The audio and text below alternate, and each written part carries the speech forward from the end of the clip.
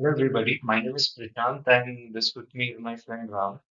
And today we will be basically understanding the concept of transport phenomena which happens when there is free convection between two vertical plates. So in this problem, basically there are two vertical plates and between these vertical plates is a fluid. And these vertical plates are kept at a temperature difference. There's a temperature difference between these plates which causes the heat flux to flow from one plate to the another plate through the fluid. Before we move on to the problem, we will be understanding some basic concepts. So the first concept is of convection. Now, what is convection? Convection is basically the transfer of quantity. The quantity can be anything like heat, mass, or momentum, which happens due to the bulk motion of the fluid.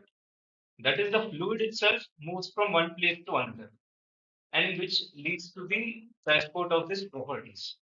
Like, for example, if you take a pipe like this, and at certain place at certain time, there is a section of fluid over here. Then, due to convection, this fluid will move forward at another time. So this is at time t equal to 0, and this is at certain time t. Now, what happens? The bulk motion is taking place. Now, for molecular flux in example, what happens is the molecules itself do not move. It happens at the molecular level, and due to the gradient, the molecule actually transfer the energy to one another. But in convective flux, the whole of the amount of fluid it moves, and generally the convective flux it is calculated in a macroscopic scale, unlike the molecular flux, which is calculated at microscopic scale. So, for example, if you consider molecular flux, then this is at temperature T2 and this is at temperature T1. So due to molecular flux, what happens is, let's suppose these are the molecules. Now we are just considering the case of heat transfer. So heat transfer, what happens is due to the high temperature over here, the energy of this particular molecule will increase. And this molecule will give its energy to this molecule, and this molecule will give it to this molecule, and so on. The heat transfers through molecular motion. That is the difference between the convective flux and molecular flux. Now, convective flux and convection. Convective flux is basically the rate at which convection takes place. That is heat, mass, or momentum, the amount of quantity per unit area per unit time. So next, we will be understanding the types of convection. So first, in transport phenomena, there are two types of convection. It is forced convection and free or natural convection. Now, the main difference between this is the presence of external force. In forced convection, there's an external force like suppose there is a pump for transferring the fluid from one place to another, fluid like liquid, or we have a fan or a wind which transports the air from one place to another. That is the main difference is there is some external force to move the fluid. And this movement causes convection. But in natural convection, uh, momentum transport also takes place, but we mainly consider temperature and that is heat and mass transfer. It is caused mainly by density difference or concentration difference. So, due to natural density or concentration difference, which is taking place in the body of liquid only, which is not affected by the external force. And no external force is required. The motion is driven by buoyancy. Buoyancy is an force which results from the density differences. Now, in here, we can see the difference between forced convection and free convection, basically in case of heat transfer only. So again, we can see here that there is a heated pipe. So the temperatures at the end of the pipe would be higher as compared to the surroundings.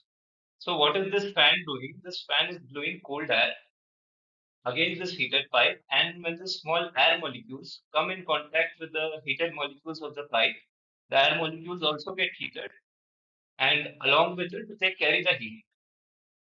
through momentum. While in this case, what happens is the surrounding of the pipe is heated again, and what happens is the hot air, it becomes hot. That is the air molecule near this, it will become hot, and due to its increased kinetic energy, it will rise up. It will rise up. And after it reaches a certain height, it will lose its kinetic energy and again it will cool back and it will come down. Again, so like I said before, the flow patterns are determined by external force, which in case here is the fan, and this is by the natural buoyant force. Like what happens here, if it's get heated, its density decreases, and above air is a little bit more dense.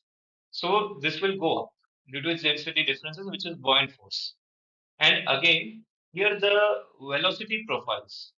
Velocity profiles are found, and they are used to find the temperature profile. That is, the temperature profile depends on the velocity profile because there is an external force which is mainly driving this process.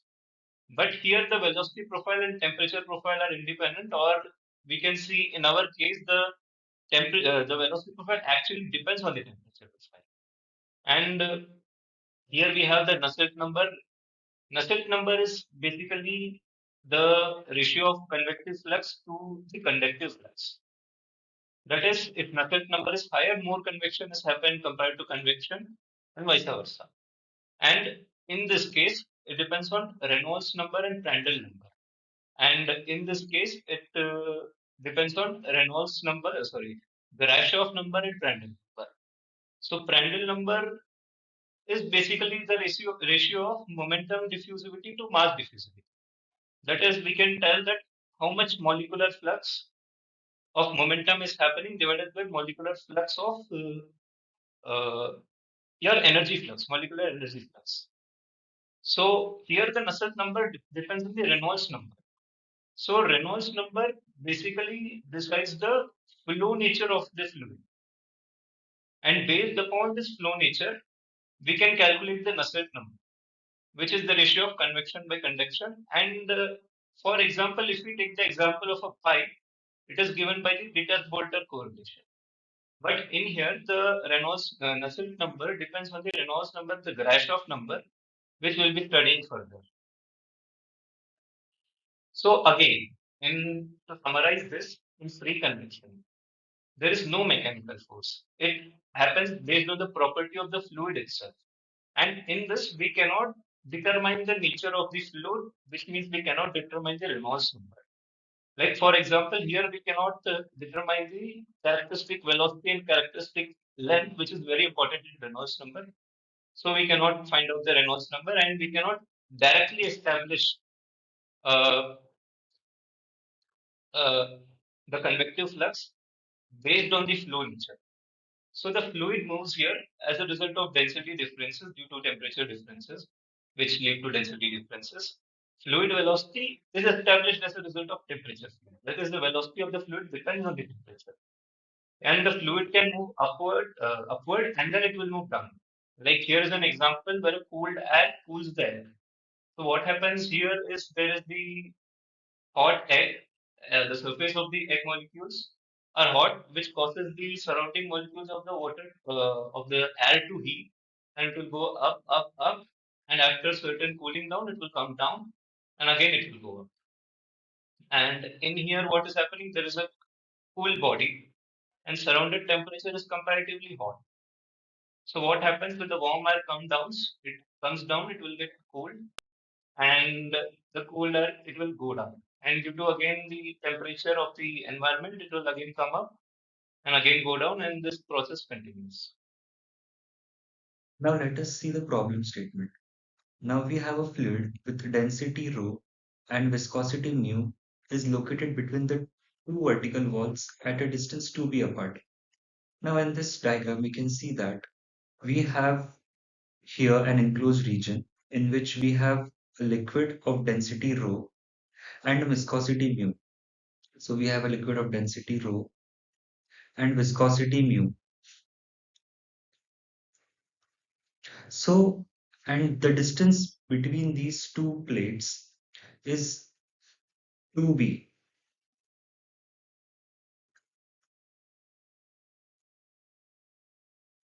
and we have the origin here at this point. Now, the heated wall which is here, is maintained at a temperature of T2, and the cooled wall is maintained at a temperature of T1. Now, what we have to find out?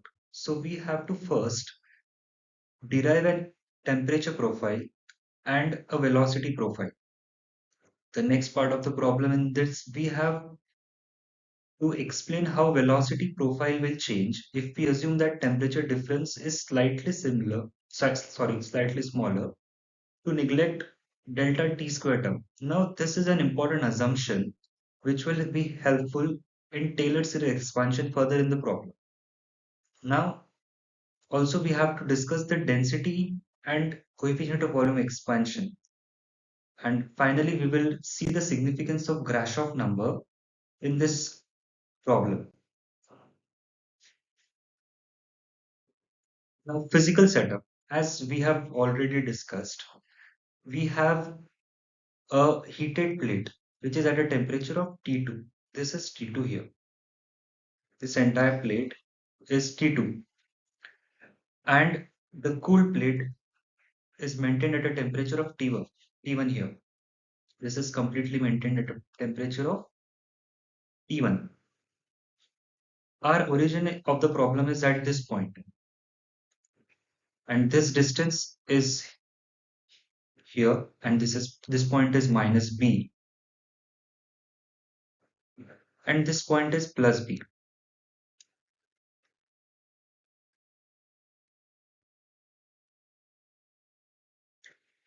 So the total distance will be 2b.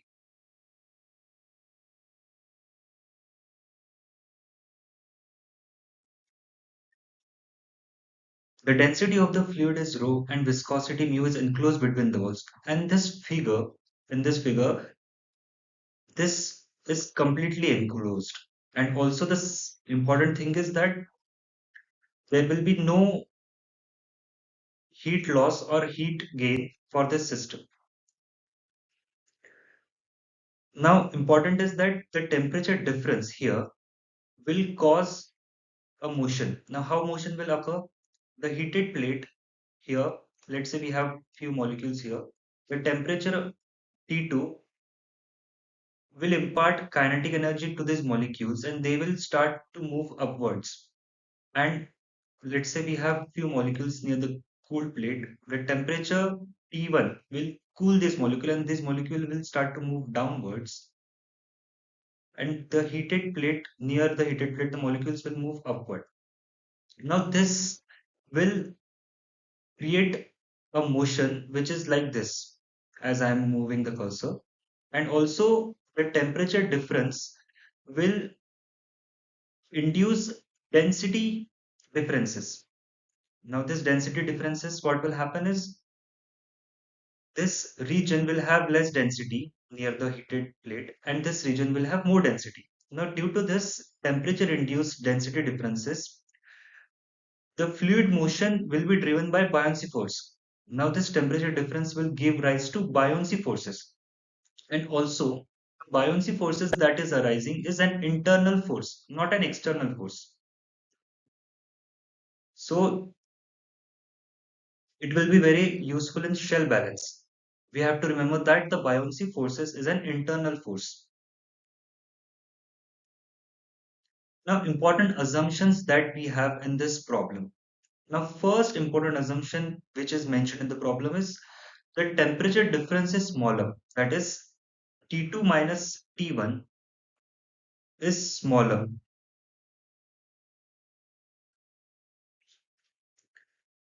The second important is that system is closed at top and bottom. Now, the system is closed at top and bottom. Also, that no fluid enters, there is no inflow and outflow from the system. The fluid only moves in vertical direction, circulate in a circulating manner between the plates. Now the motion of the fluids will be like this in a vertical direction.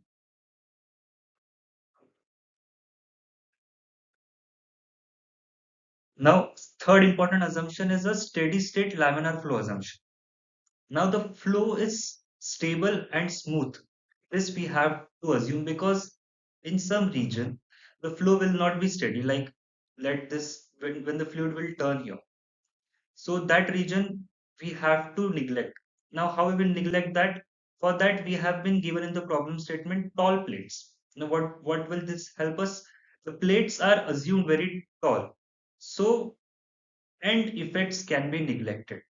Now, this region, though the flow will not be here laminar or steady state, but this region is very small, so we will neglect the end effects there. Now, this simplifies the problem to a one direction or 1D variation in y direction. So we can assume that we will have only 1D motion, that is either in upward or downward direction. So the complete motion will be a one direction variation in y direction.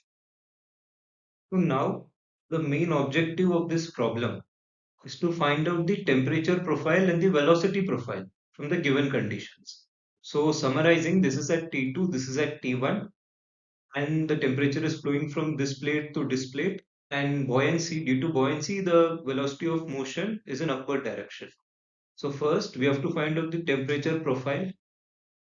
So in order to find the temperature profile, we will now apply logically, think logically, what will be the expected temperature profile. So logically, if we see, the temperature profile will be linear. It will be linear from the heated plate to the cold plate. That is, it will vary only in the y direction. It will not vary in z direction. So this is a very logical assumption.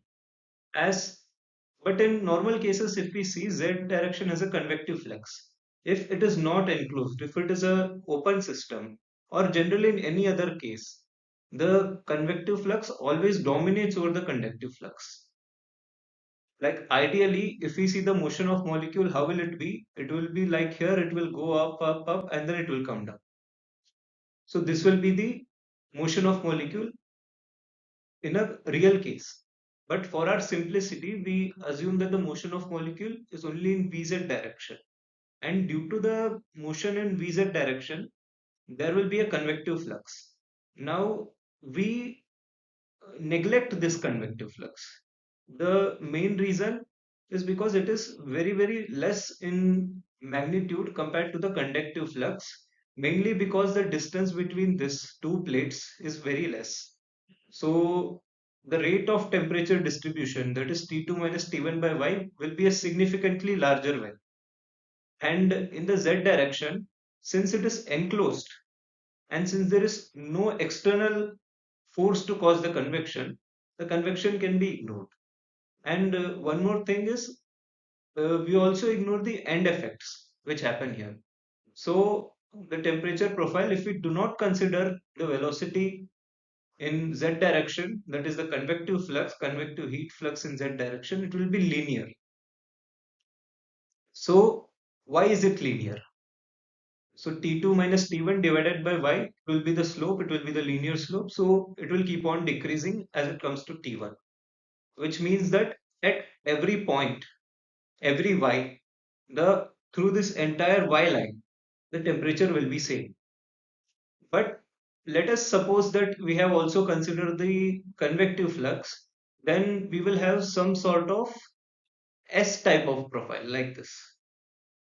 Now, this profile will be very difficult to solve analytically, and we have to use numerical methods. So it is a very good logical assumption that we have considered the convective flux in z direction to be zero. Now, in order to find out the total energy flux, that is combined energy flux equation. So in the temperature profile, we assume that at this place the temperature is T2, at this place it is T1, and the combined heat flux is this. This is the general formula of the combined heat flux. Now this term is the kinetic energy term, and this term is the internal energy term multiplied by velocity, and this term is basically the work done on the system or by the system. And this is the conductive flux term. So since we are not considering the velocity Vz in z direction, so we will have convective flux, that is combined flux in only y direction. We will not consider any flux in z direction because it will become too complicated to solve. So we'll consider flux only in y direction. So there will be only term of Ey. So Ey is again the kinetic energy term, the what do you call this? This is the internal energy term and this is the Vy. This combined term is the convective term in y direction. But since there is no convection in y direction, so this value, it will be 0. So this term, it will be 0, 0. And again, this term we will consider. This is basically the friction work or the viscous dissipation as we call it. So tau into v at y direction is the tau yz. Tau yz is the flux, that is the momentum stress or shear stress in y direction due to movement in z direction. So in z direction, the due to the motion or due to the motion of molecules, there will be a torque, that is sorry, not torque, it will be a shear stress in y direction. So it can be written using your Fick's law of diffusion like this: mu into dvz by dy into vz. Now again, we neglect this term. So we neglect this term because vz is very less. And one more reason, let's see how this is generated, how this heat is generated. That is the viscous dissipation, how it is generated. So when there are two surfaces of liquid, they are rubbing each other. Then that leads to the generation of heat.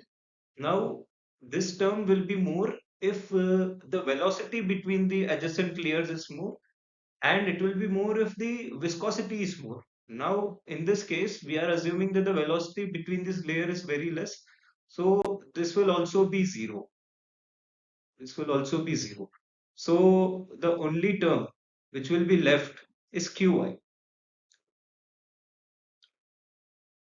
And one more thing which I would like to add is that this term will be very less in magnitude compared to Qy. That is, the heat conducted by convection will be more than the viscous dissipation. So at the end, we can write that the combined energy flux only consists of the conductive flux. Now next, we will be using the shell balance approach. Shell balance approach for combined energy flux to find the flux profile. And from the flux profile, we'll be finding the temperature profile. So we will use this shell balance energy equation, that is the rate of combined flux in minus rate of combined flux out. So the rate of combined flux in will be Ey. So here we will be taking an shell or an element which will be a rectangular thing with some thickness. It will be somewhat,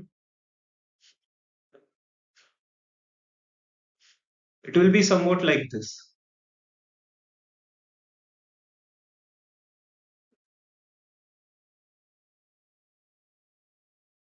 Now let us assume this has a certain thickness as well. So from here, Ey will come in at y direction at any random y, and here it will go at y plus delta y direction. So on solving and dividing by the delta y term, we will get this equation. That is minus dEy by dy will be 0. That is minus, and Ey is equal to Qy. So minus dQy by dy is equal to 0. Now after that, we can apply our Fourier's law of heat conduction, which says that Qy is equal to minus k into dt by dy. So on solving, we will get this term. So now we have this Fourier's law. It is k into d2t by dy square equal to 0. So this is a second order differential equation that we have here. Now one thing that we have to add is why the value of Vy is taken to be 0 here. As in the problem, we see that this region here is a heated plate. So let's say that we have few molecules near this plate. So due to the higher temperature, they will assume kinetic energy. They will take kinetic energy, and the increase in kinetic energy, they will start to move upward. Now, let's say the molecules are moving up here. So they start moving up. They reach this corner. Now, after reaching this corner, there is no space there. So the motion will be like this. It will start to be horizontal. Now, we are taking Vy to be 0 in the problem.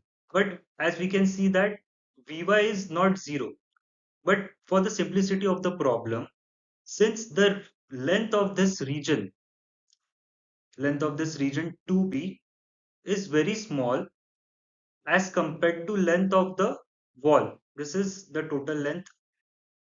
That is, this wall length is very large as compared to this 2b. So the value of Vy will be neglected. Though there is a value of Vy, it will be neglected.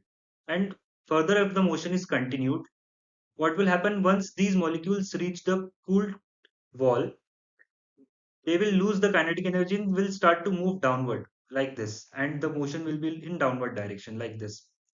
And to summarize, the molecules will move up. Then, due to the enclosed region here, there is no space there. Now, this enclosed region, the molecule will start to move in Vy direction, that is y direction. But y direction velocity will be neglected because the length between the walls is very small as compared to length of the wall. So Vy will be assumed to be 0, and the motion will be assumed to be only in z direction. That is this direction and this direction. Total motion will be like this, and Vy will be taken as 0. Now this we have a second order differential equation. So to solve this, we will need to integrate this equation twice. Now I have written this equation here.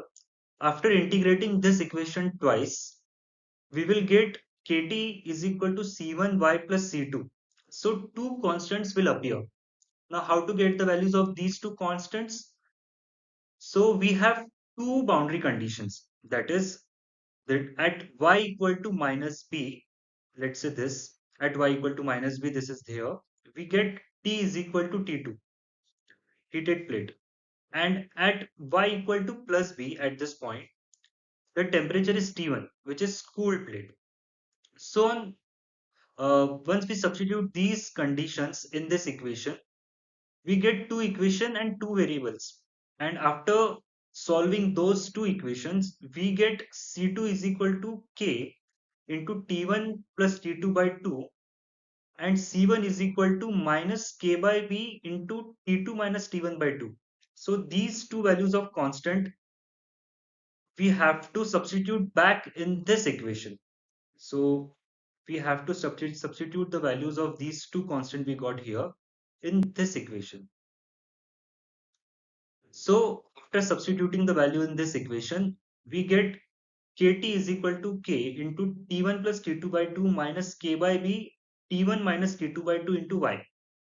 Now t1 plus t2 by 2 is taken as t bar.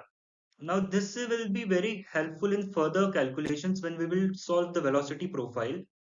T bar will be very useful. So we will take t1 plus t2 by 2 as t bar and t1 minus t2 as delta t. So the final equation which will look like is this. T is equal to T bar minus half into delta T y by B, and where delta T is T2 minus T1 and T bar is half T1 plus T2, that is average of the heated plate temperature and the cooled plate temperature.